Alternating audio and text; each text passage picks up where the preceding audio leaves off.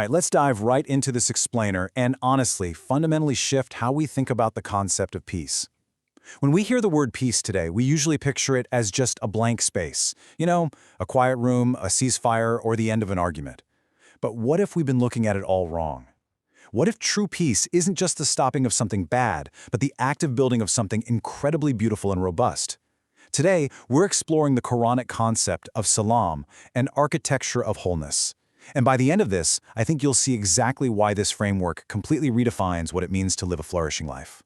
Look at the stark contrast between our modern, passive idea of peace and a truly active architecture of wholeness. Think about the standard definition for a second, the passive absence of conflict. It's like a Cold War or a household where people are just giving each other the silent treatment. Technically, sure, there's no active conflict, right? But is that really peace? Now compare that to the Quranic definition of Salām. It is not some empty void where fighting used to be. It's the active presence of wholeness, safety, and right order. It's what happens when creation is perfectly in tune and in harmony with its creator. It's structural, it's deliberate, and it's vibrantly alive.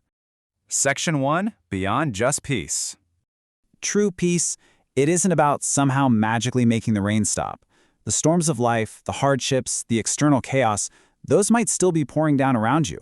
But Salām is an active, protective, and merciful umbrella for all creation. It's the safety and security that exists even right in the middle of the storm. It's this active state of shielding and caring, creating an environment where flourishing is actually possible, regardless of the weather outside. Moving on to Section 2, the root of wholeness. So Arabic words are built on this fascinating root system, usually 3 letters, that form a core meaning. Every word that shares those letters shares that foundational DNA. And the core letters here are As-Salām. This root carries some seriously deep implications. I mean, it means peace, yes, but it also means safety, security, soundness, integrity, being unharmed, and wholeness. Think about the word integrity for a second. We use it for honest people, sure, but we also use it for buildings. Structural integrity means the building is sound. It won't collapse under pressure. And that is exactly the kind of robust, unharmed wholeness embedded in the very letters of As-Salām. And the As-Salām family tree reveals something absolutely profound. You've got Salām, which is peace. But from the exact same root, you get Islām, meaning the wholehearted surrender to God. You get Muslim, the one who surrenders. And you get Salīm, which means sound, healthy, and whole.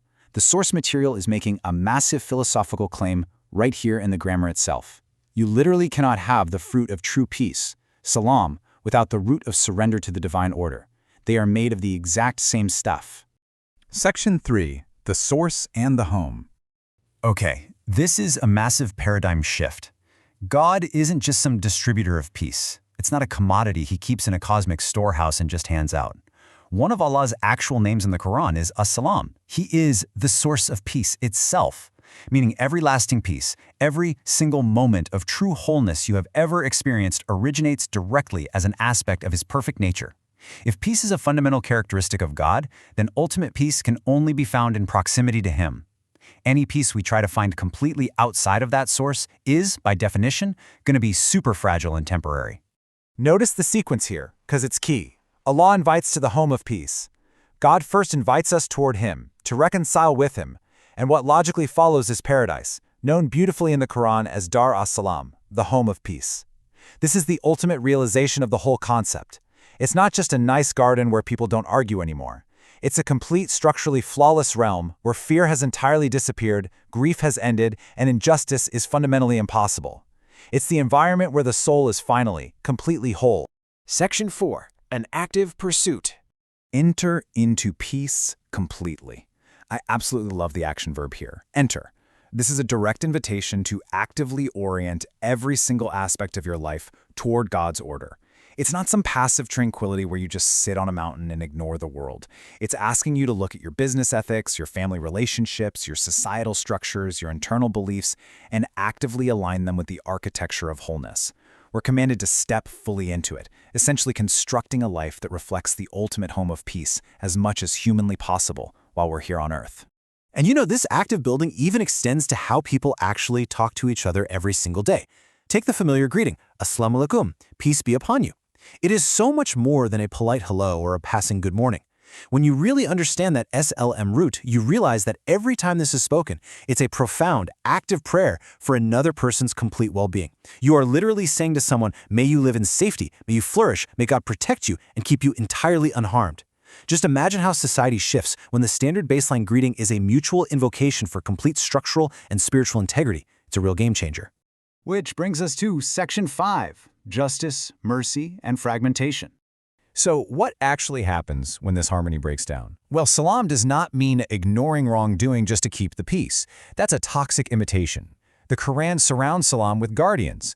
Justice protects peace, mercy heals peace, forgiveness restores peace. Think about it. Without justice, peace kind of just becomes a quiet form of oppression where marginalized people suffer in silence. But without mercy, justice just turns into cold, brutal harshness. Salām is the ultimate architectural keystone that holds justice and mercy perfectly together. It absolutely demands fairness, but it also provides the space for real healing and restoration. Right, so if we redefine peace, we literally have to redefine its opposite. The opposite of Salām isn't just war. The true opposites are corruption, facade, fear, anxiety, oppression, fragmentation, and spiritual alienation. This is such a vital takeaway. It means you can live in a completely peaceful country with no wars and a great economy, and yet lack Salām entirely because the society is fragmented, anxious, and spiritually alienated. On the flip side, someone could be enduring terrible external hardship or injustice, yet possess a profound, unshakable inner Salām through their trust in God. It's a structural and internal reality, not just a set of circumstances. And the ultimate defense against all that fragmentation, it starts completely internally. Actually, scratch that. It has to start internally. The Qur'an specifically praises Abraham for coming to God with a sound heart. In Arabic, a Qalbin Salīm. Yep, there's that SLM root again. A whole, spiritually unharmed, sound heart. A restored, peaceful world always begins internally. You literally cannot engineer a society of Salām if the individuals within it are operating with fractured, corrupted hearts. The architecture of a peaceful world is built using the bricks of sound, whole hearts. Section 6, The Ultimate Journey. The source material maps out this really fascinating step-by-step progression in the Qur'an. It starts with Hudā, which is divine guidance, giving us the direction. Then comes Īmān, that trusting acceptance where you actually receive the guidance. Step 3 is Taqwā, a state of deep God consciousness that keeps you on the path. Step 4 is Iḥsān, spiritual excellence and beauty that perfects your actions. And finally, Step 5, Salām. This journey shows us that Salām isn't just a starting line. It is the ultimate blossoming fruit of living a life in total alignment with divine guidance. It's what happens when you put all the other pieces together in exactly the right order. Which brings us right to the core of the whole thing. I want to leave you with this to chew on for your own journey. Are you just waiting for the conflict to end, or are you actively building Salām? Whether it's in your personal life, your family, or your community, are you merely surviving this storm, just waiting for the rain to stop, or are you stepping up to build an active, robust architecture of wholeness? Salām is calling us to do the work, to find that soundness of heart, and to truly be an umbrella of peace in the world. Thanks so much for joining me on this explainer, and I'll catch you next time.